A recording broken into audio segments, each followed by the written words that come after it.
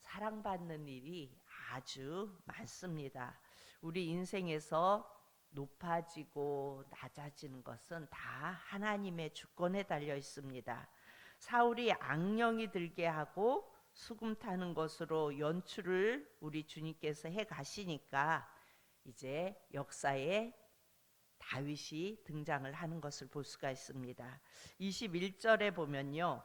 다윗이 오니까 다윗이 사울에게 이르러 그 앞에 모서섬에 사울이 그를 크게 사랑하여 자기의 무기를 드는 자로 삼고 이렇게 말씀합니다. 그러니까 다윗이 이 사울 앞에 오니까 사울이 너무너무 이 다윗을 사랑스러워합니다.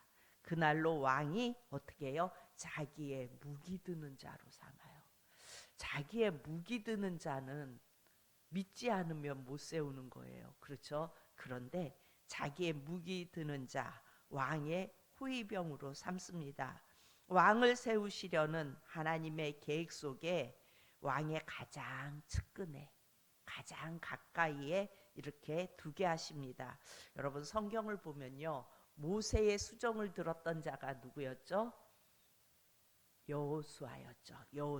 여호수아가 모세의 수종을 들다가 어떻게 해요? 모세가 죽고 나서 바로 여호수아가 모세를 이어서 리더가 됩니다. 요셉이 노예로 팔려서 애굽의 총리 집으로 가지요. 그런데 총리가 집안의 모든 살림을 요셉에게 맡겨요.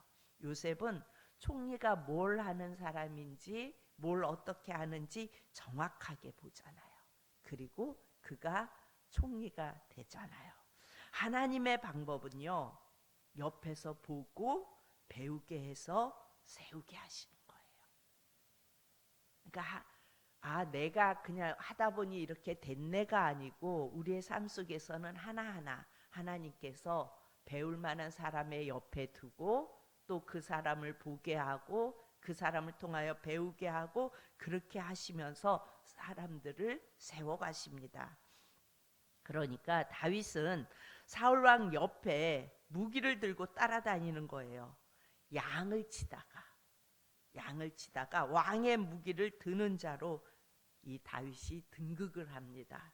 그러니까 높은 자리 올라가려고 그야말로 애쓰며 고민하지 말고 그냥 주님 앞에서 내게 주어진 일, 지금 주님이 내게 하라고 하시는 그 일을 충실히 하고 있으면 하나님이 이끌어 가세요. 그리고 하나님이 세우세요. 내가 뭘 만들려고, 내가 뭘 세워가려고 하면은 시험에 들어요. 여러분, 내 자식을 부모들이 그렇잖아요. 내가 원하는 대로, 내가 어떤 바라보는 그것대로 그대로 만들어 가려고, 똑똑하게 만들어 가려고 막 애써요. 그런데 그러면 어떻게 해요? 자녀들이 엇나가고 시험에 들고 이런 상황이 되잖아요. 그렇기 때문에 그냥 우리는 오늘 할 일을, 내게 주어진 일을 주님 앞에서 그냥 충성스럽게 감당하십시오. 그러면 하나님께서 열어가시고 하나님께서 세우시고 필요한 자리에 하나님이 넣으시는 것을 볼 수가 있습니다. 오늘 22절에서 23절에 보면요. 하나님께서 왜 하나님께서 부리시는 악령이라고 합니까? 그러니까 23절에 하나님께서 부리시는 악령인데 왜 하나님께서 부리시는 악령이라고 하냐면 바로 악령이 하나님보다 높지 않은 거예요. 하나님 손안에 있는 거예요. 그러니까 하나님의 손안에 있다는 표현을 이렇게 한 겁니다. 우리 안에 하나님의 영이 떠나면 자연스럽게 들어오는 것이 악령이에요.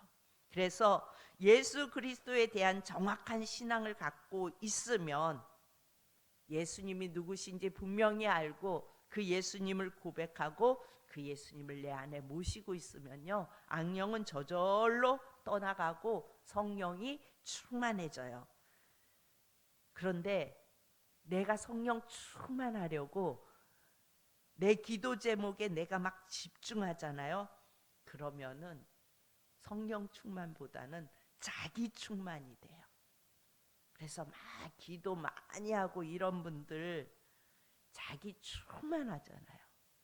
그리고 막 의시되고 다니고 정죄하고 막 그러잖아요. 왜 그래요? 성령 충만이 아니라 자기 충만이라 그래요. 그러다가 내 기도 제목에 응답이 없으면 또 어떻게 돼요? 시험에 들어요.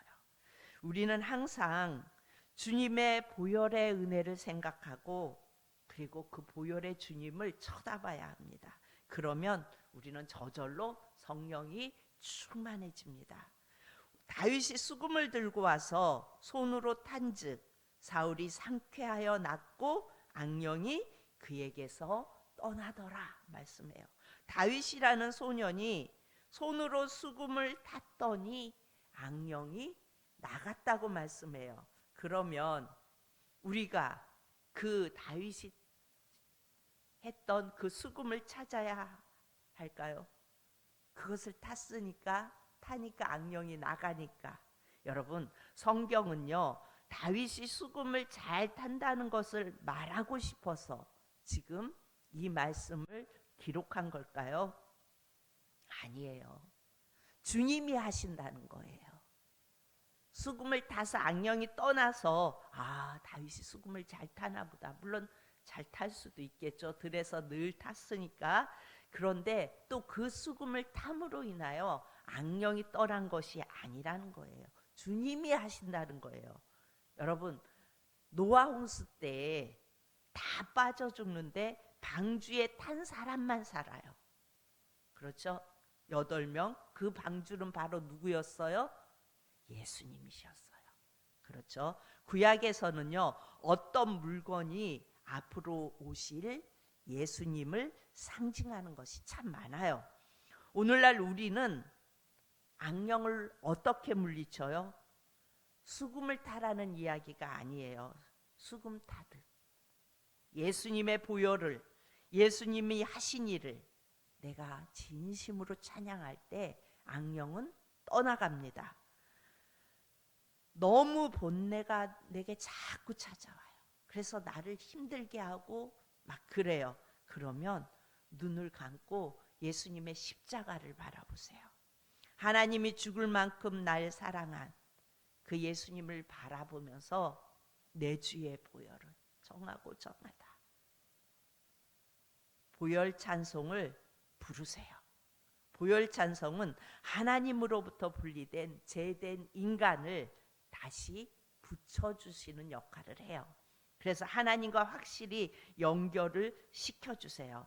그래서 우리는 수금을 타듯이 그렇게 예수님이 하신 일을 찬양하고 예수님을 높여드리고 예수님께 경배를 올려드릴 때에 악령은 저절로 떠나가게 되어 있어요.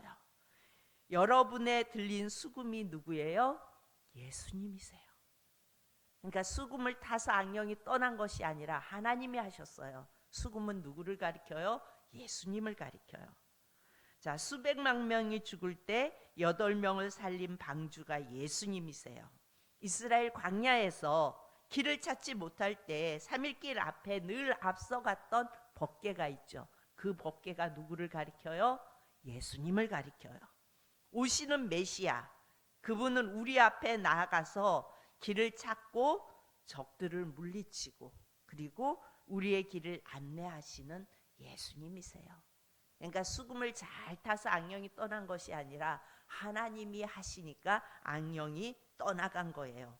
만약에 다윗이 수금을 탔다고 우리는 수금이 없으면 기타를 쳐야 한다고 한다면 이건 잘못된 해석이죠.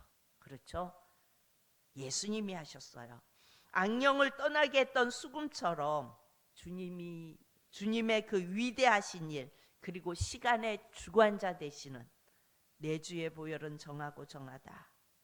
내가 주께로 지금 가오니 그 주님을 찬양할 때에 그 보혈 찬송을 부르며 주님께로 나아갈 때에 그 성도들과 그리고 그 교회 안에 역사하는 악령이 다 떠나가게 되어 있습니다.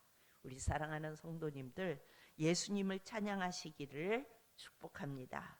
예수님이 하신 일을 노래하고 여러분 예수님이 그 하신 일 찬양 보면요 굉장히 많아요. 찬송가에도 보면 예수님이 하신 일을 노래하라고 찬송가가 너무 많아요. 찬양할 게 엄청 많아요. 그리고 예수님의 존재, 그 예수님의 존재를 노래하고 또 예수님이 나에게 누구신지, 예수님이 나에게 어떤 분이신지 그것을 노래하고, 이렇게 예수님의 수금을 계속 탈 때 우리 인생에 장난질하는 악령은 다 떠나가게 되어 있습니다. 여러분 안에 자꾸 번뇌가 들어오고 뭔가 막 걱정이 되고 자꾸 이럴 때는요 악령이 역사하는 거예요. 악령이 나를 번뇌하게 만드는 거예요. 그럴 땐 어떻게 하세요? 예수님의 보혈을 생각하고 그 예수님을 바라보시고 그 예수님을 찬양하세요. 그러면 악령은 저절로 떠나가게 되어 있습니다. 우리 사랑하는 성도님들 모두가 오늘도 그 예수님을 찬양하며 성령이 충만한 하루가 되어질 수 있기를 축복합니다. 참 좋으신 아버지 하나님, 은혜를 감사